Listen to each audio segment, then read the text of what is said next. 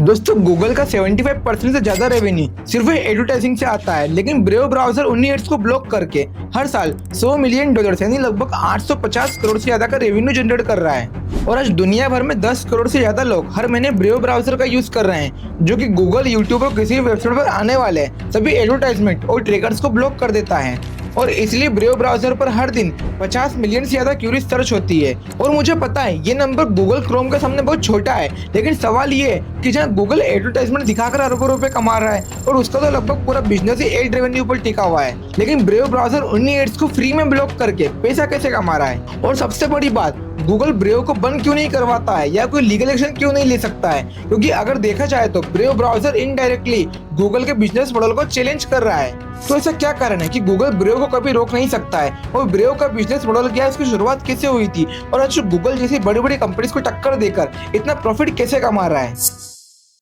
तो दोस्तों मैं हूँ तुषार काले और आज हम इन सभी क्वेश्चंस का आंसर जानेंगे और ब्रेव ब्राउजर की पूरी कहानी को शुरुआत से समझेंगे। तो चलिए इस वीडियो को स्टार्ट करते हैं। कहानी शुरू होती है 2015 में, जब ब्रेडन इच ने ब्रेव ब्राउजर की शुरुआत की। लेकिन ब्रेडन इच कोई आम सॉफ्टवेयर इंजीनियर नहीं थे, बल्कि इंटरनेट की दुनिया में उनका पहले से ही बहुत बड़ा नाम था। और आज से लगभग 20 साल पहले सन 1995 में उन्होंने सिर्फ 10 दिन के अंदर जावा स्क्रिप्ट जैसी प्रोग्रामिंग लैंग्वेज का पहला वर्जन तैयार कर लिया था। और जावा स्क्रिप्ट दुनिया की सबसे ज्यादा इस्तेमाल होने वाली प्रोग्रामिंग लैंग्वेज में से एक है, जिसे गूगल, माइक्रोसॉफ्ट और अमेज़न जैसी हजारों बड़ी कंपनी से लेकर दुनिया भर की लगभग 98% वेबसाइट्स किसी न किसी रूप में जावा स्क्रिप्ट का इस्तेमाल करती है। यानी आसान शब्दों में कहें तो आज का मॉडर्न इंटरनेट कहीं ना कहीं ब्रेडन इच के बनाए हुए कोड्स पर ही चलता है। लेकिन ब्रेडन इच सिर्फ यही नहीं रुके, उन्होंने मोजिला प्रोजेक्ट को भी को-फाउंड किया और फायरफॉक्स ब्राउजर के डेवलपमेंट में भी अहम भूमिका निभाई। और ब्राउजर इंडस्ट्री में कई सालों तक काम करने के बाद उन्हें एक बात तो अच्छे से समझ में आ गई थी कि इंटरनेट अब धीरे धीरे यूजर्स के लिए कम और एडवर्टाइजिंग कंपनीज के लिए ज्यादा प्रॉफिटेबल बनता जा रहा है। और वेबसाइट्स पहले यूजर स्पेसिफिक कंटेंट दिखाती थी जहां कोई थर्ड पार्टी इन्वॉल्वमेंट नहीं था, लेकिन अब वेबसाइट्स पर मेन कंटेंट की जगह एडवर्टाइजमेंट, ट्रैकर और थर्ड पार्टी कुकीज ज्यादा दिखने लगी थी, जो कि वेबसाइट डेवलपर और कंटेंट राइटर की कमाई का मेन सोर्स था। लेकिन इसकी वजह से कई सारी अनवांटेड साइट्स पे यूजर एक्टिविटी को ट्रैक करने लगी थी, और इसी से निपटने के लिए ब्रेव ब्राउजर का जन्म होता है। और ब्रेव का मकसद सिर्फ एक नया ब्राउजर बनाना नहीं था, उसका पर्पस था इंटरनेट को फिर से यूजर के कंट्रोल में लाना और ऐसा ब्राउजर बनाना जो फास्ट भी हो, प्राइवेसी भी दे और यूजर को ये चुनने का अधिकार दे कि उसे क्या देखना है और क्या नहीं। और यहीं से शुरू होती है ब्रेव की असली कहानी, क्योंकि ब्राउजर तो कोई भी बना सकता है, लेकिन असली लड़ाई थी उस एडवर्टाइजिंग के बिजनेस मॉडल को चुनौती देना, जिसकी वजह से दुनिया भर की कंपनीज और क्रिएटर्स करोड़ों रुपए कमा रहे हैं।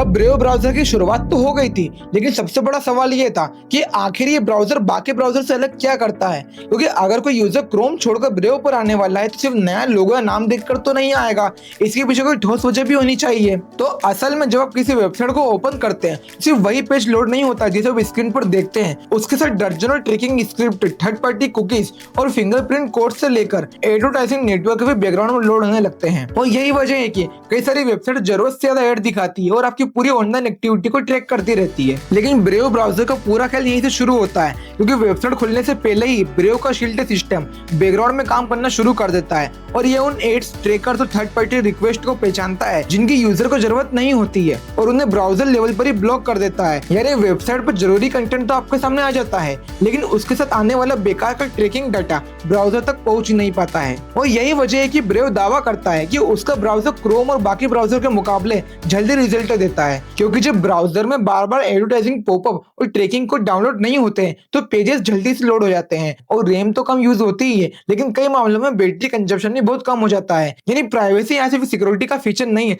बल्कि अच्छी परफॉर्मेंस का भी एक बड़ा हिस्सा बन जाती है। लेकिन जैसे जैसे ब्रेव के यूजर बढ़ने लगे, इंटरनेट की दुनिया में एक नई समस्या शुरू हो गई, क्योंकि ब्रेव सिर्फ एक नया ब्राउजर नहीं था, वो गूगल और बाकी टेक कंपनीज के सबसे बड़े बिजनेस मॉडल को चैलेंज कर रहा था। क्योंकि अगर करोड़ों लोग एड्स देखना ही बंद कर देंगे तो गूगल जैसी कंपनीज का क्या होगा, इसका मेन सोर्स ऑफ इनकम भी एडवर्टाइजिंग से आता है। लेकिन सवाल ये भी था कि गूगल ने ब्रेव को रोकने की कोशिश क्यों नहीं की या फिर उसके खिलाफ कोई लीगल एक्शन क्यों नहीं लिया। तो इसका जवाब है जर्मनी का वो कोर्ट केस जिसने ब्राउजर इंडस्ट्री की दिशा ही बदल दी। एक्चुअली 2018 में जर्मनी की सबसे बड़ी मीडिया कंपनी एक्सेल स्प्रिंचर ने एक एड ब्लॉकर्स बनाने वाली कंपनी के खिलाफ केस कर दिया था और उनका कहना था कि एड ब्लॉकर्स उनकी वेबसाइट पर दिखने वाले एडवर्टाइजमेंट्स को ब्लॉक करके उनके बिजनेस को नुकसान पहुंचा रहे हैं। अगर यूजर एड नहीं देखेंगे तो पब्लिशर्स और मीडिया कंपनी पैसा कैसे कमाएगी। इसलिए उनका दावा था कि एड ब्लॉकर्स को इनलीगल घोषित कर देना चाहिए और कई सालों तक ये मामला जर्मनी के अलग अलग कोर्ट में चलता रहा, लेकिन जब आखिरी फैसला आया तो उसने पूरे ब्राउजर इंडस्ट्री की दिशा ही बदल दी। कोर्ट ने साफ कहा कि किसी भी यूजर को अपने डिवाइस पर तय करने का पूरा अधिकार है कि उसे क्या देखना है और क्या नहीं, और अगर कोई यूजर अपने ब्राउजर में एड ब्लॉकर का इस्तेमाल करता है तो इसमें कोई दिक्कत ही नहीं है, ये पूरी तरह लीगल है। तो यही फैसला आगे चलकर ब्रेव ब्राउजर के लिए सबसे बड़ी कानूनी ताकत बन गया था, क्योंकि ब्रेव ब्राउजर किसी भी वेबसाइट के सर्वर में जाकर एडवर्टाइजमेंट को डिलीट नहीं करता है, ना ही किसी कंपनी का पर्सनल डाटा चुराता है। वो तो सिर्फ यूजर के ब्राउजर में जाकर कंटेंट को फिल्टर करता है। यानी एड ब्लॉकिंग की पूरी प्रोसेस वेबसाइट के सर्वर पर नहीं बल्कि यूजर के डिवाइस पर होती है, और इसी वजह से गूगल भी ब्रेव को सीधे इनलीगल साबित नहीं कर सकता है। लेकिन आज समय समय पर यूट्यूब ने एंटी ब्लॉक सिस्टम भी लगाए हैं और क्रोम ने भी अपने मैनिफेस्टो V3 को अपडेट किया है,